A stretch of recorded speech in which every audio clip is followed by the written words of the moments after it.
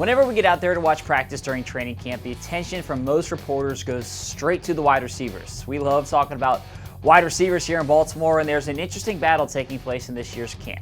The top 4 receivers are mostly locked up with Mike Wallace, Jeremy Maclin, Rashad Perriman, and Chris Moore. But the Ravens have a whole bunch of guys competing for those 5th and 6th spots. That list includes Michael Campanaro, Chris Matthews, Griff Whalen, and then a whole bunch of undrafted guys like Tim White, Quincy Adeboyejo, and CJ Board. All of them have flashed at some point during training camp. Campanaro has been impressive since returning to action this week. Tim White was the star of Sunday's open practice. He even showed off a little backflip after one of his touchdowns.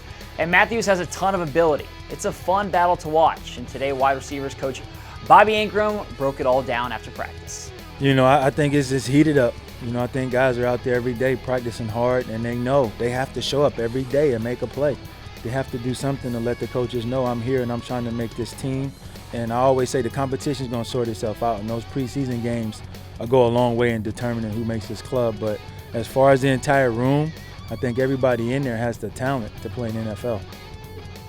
Now, one receiver who hasn't been out there the last couple of days is Rashad Perriman, who tweaked his hamstring on Tuesday. Coach John Harbaugh talked about his status today.